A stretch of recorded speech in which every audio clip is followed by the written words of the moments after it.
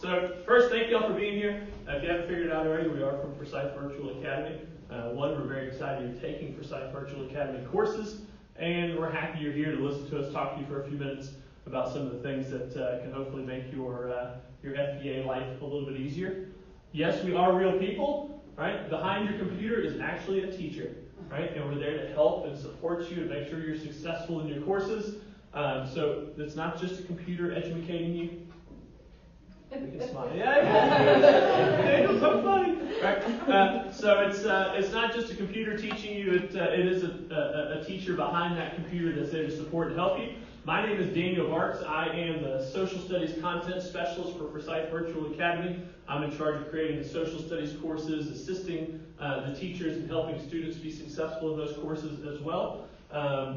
With that, right now, I'm creating the United States History course. So if you are taking or know somebody that's taking that course, either with me or Mr. Hubbard, that's the course that I'm working on. I have one major problem in my life. I'm looking for a big counseling group to get a part of, and that's an issue with Reese's Puffs. I love Reese's Puffs. Breakfast, lunch, dinner, doesn't matter. Reese's Puffs is where it's at. So if you're with me, then you can join the group with me. We'll find a good counseling station to get some help with our Reese's Puff issues. We also have Carrie Beth Frykowski here. Carrie Beth is our CTAE content specialist. She's super smart from Georgia Tech. She is our futurist, always creating new and exciting stuff with our Intro to Design Tech course, as well as our game design course. There we go. Our game design course as well. And then in the back we have Coach Stevens, who is our personal fitness and health content specialist. She is our LeBron James of FVA. I've done this like 15 times, and now I can't talk.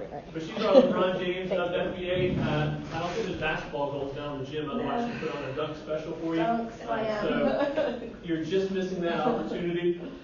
If you've taken health or personal fitness in the summertime with us, that's a course that Coach Stevens has created. So with a couple of things, going back to that, a couple of things that we can help you with. We're going to give you our information at the end so that you can contact us. But some things that we can help you do is if you're having issues with maybe Google and submitting assignments like we talked about earlier, or you're having issues with its learning, or your teachers aren't responding to you, you're having an issue there and you're needing some help, make sure at the end of this presentation you get our information from the slide so that you can contact us if you need anything, so we can step in and maybe come by and visit you and help, or contact the teacher and see what we can do to help. But some things that we can't necessarily do would be, if it's a math-related question, right? We're not math people or math content people. We'd recommend you reach out to your teacher for content-specific questions. So if I'm your teacher, then yeah, absolutely reach out to me. But if it's a content-related question, reach out and talk to your teacher. As far as the calendar and snow days go, I know we were all like fingers crossed. Maybe we'd get a snow day today, right? We'd have a little ice or something and get to stay home. We didn't get it, but even if you do, right, for snow days for FVA, it's still a regular school day, right? Because you take it online anyway. So you can do it at home just like you would do it online here. So there's no real snow days for FVA. As far as the calendar goes, we do follow the exact same calendar as what you follow here with Alliance. So if you have a day off here, you have a day off at FVA, right? So same calendar. Hopefully you figured that out already. Testing, which is right around the corner. Midterms are basically this week, right? They're here this week, maybe a little bit of next week as well. So midterm testing and finals testing. You don't have to go anywhere special for that. Take it online just like you would a regular test for an FVA course. You don't have to go anywhere. However, for EOC and AP testing, you may have to either test at your school if you're a part-time FVA student, or test within one of the county buildings if you're full-time.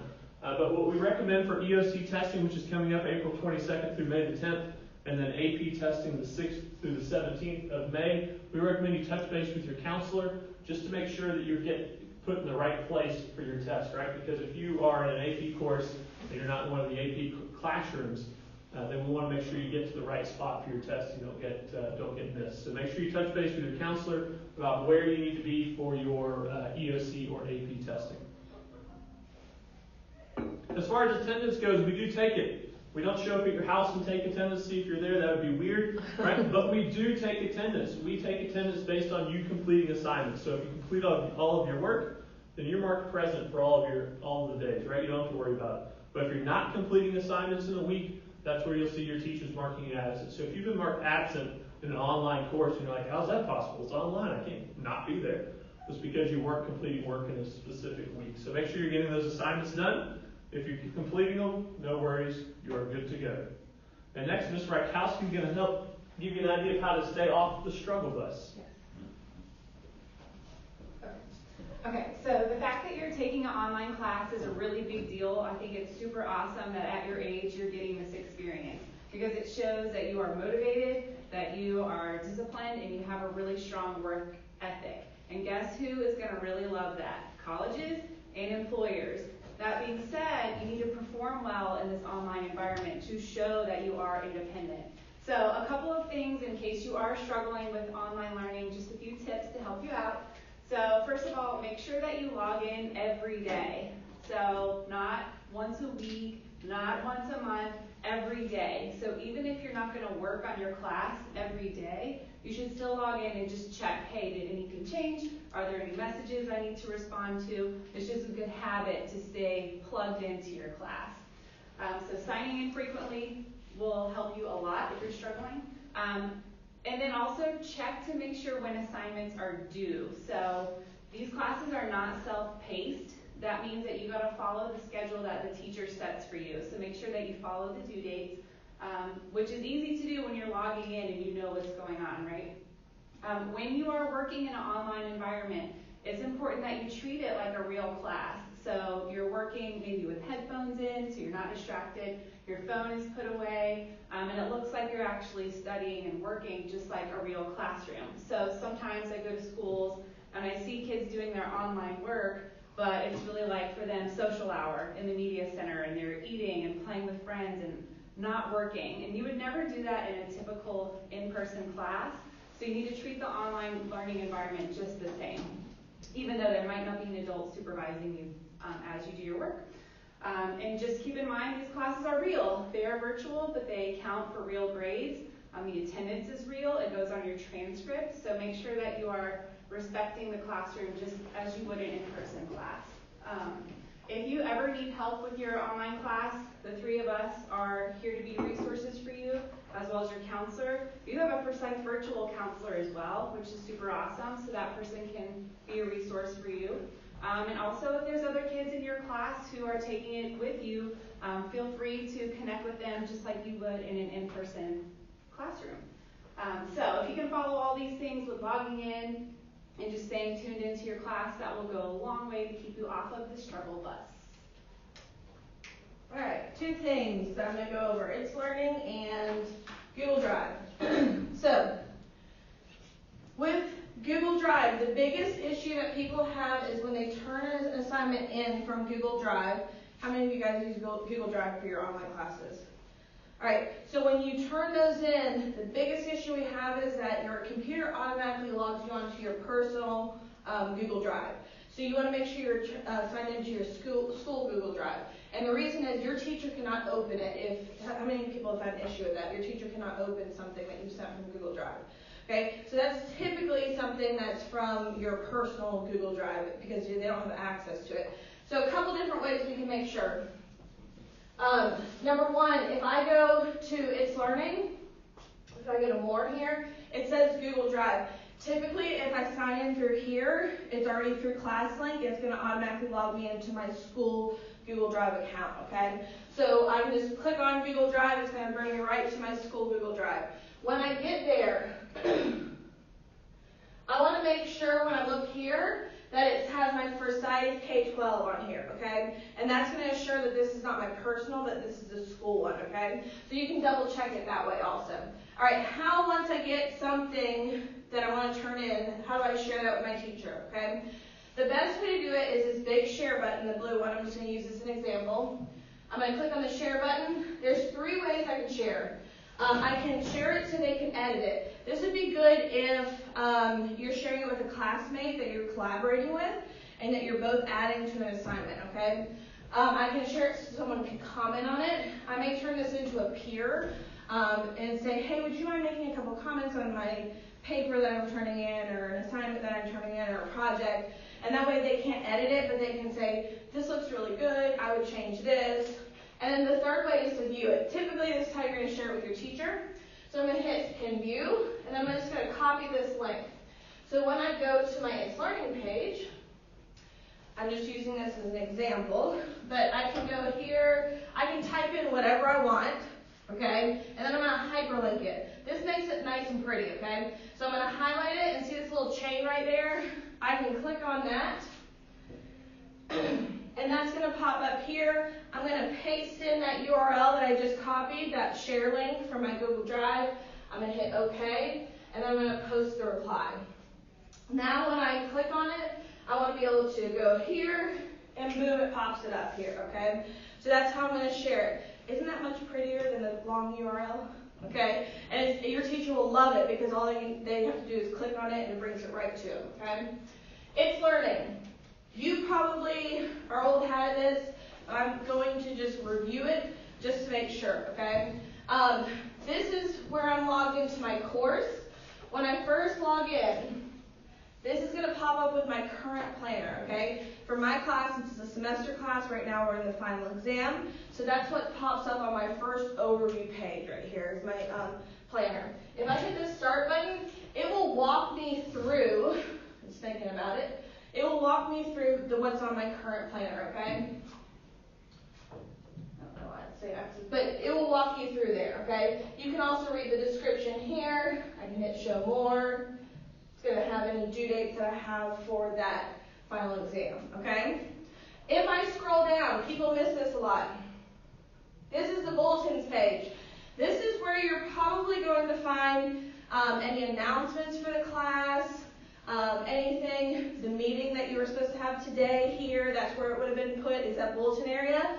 And some people miss it because it's below their planner, okay? So you want to make sure you stay up to date with that bulletin. On the right side over here, you're going to have any tasks that are overdue will show up right here. So if you have something that you've turned in or that you need to turn in, it's going to show up here. And then any course information, for me it's a video. Some teachers just have written course information down. That's going to be shown here on this first overview page. Going to the planner.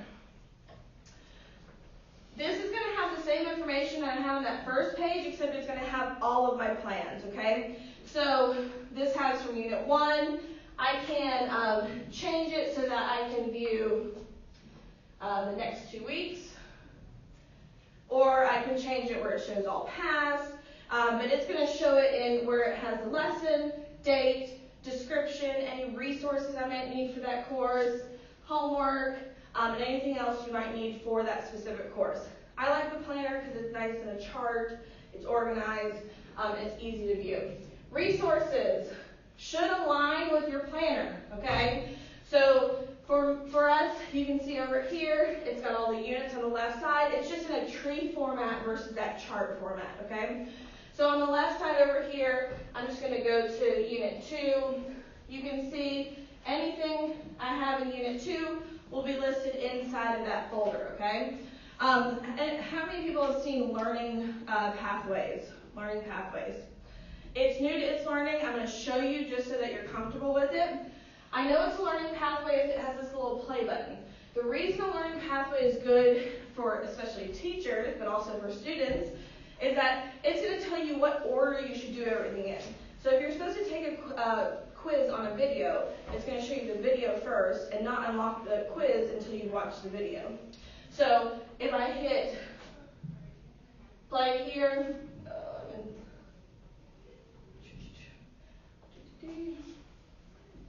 sorry about that. So if I run through this, it will say, because I've opened it before, it will say resume or start on here. It will say resume because I've seen it before. And on the left side, it's going to show me all the assignments that are in this learning pathway. I can go back and look at them because some of them are just reading an article. So I would read this article, and as soon as that opens up, then I would take this quiz, okay? And the quiz, sometimes, like for mine, you have to make a 70 to unlock the next thing. So it's just going to make sure that you know what you learned and what we looked at and all that stuff, okay? So as soon as I pop this up, something else may pop up. That's what's a little bit tricky about the learning pathways, is that you don't know if there's 4 or 6 or 8 things here until it says learning pathway complete, okay? So just because looks complete, doesn't mean it is. You just want to make sure everything's done in here, okay? All right. Now, follow-up and reports. That's not important to you as far as you accessing it, but here's what's important. Your teacher can see when you've logged on, how long you've logged on for, how long you've spent on certain assignments, and that type of thing. So, not that any of you would do this, but if we had anyone that said, I've logged on in every day, I'm doing what I'm supposed to, we go in and it says, actually you haven't logged on since October 1st, okay? So it's just important that you know that we can see your activity on there. We went over with Google Drive, you can access it here. And then one of the most important things, this little message up here, okay? That message is how you can communicate with your teacher. So you can just plug your teacher's name in there, message your teacher, and communicate that way. Speaking of communication, I need some help up here on communication, okay?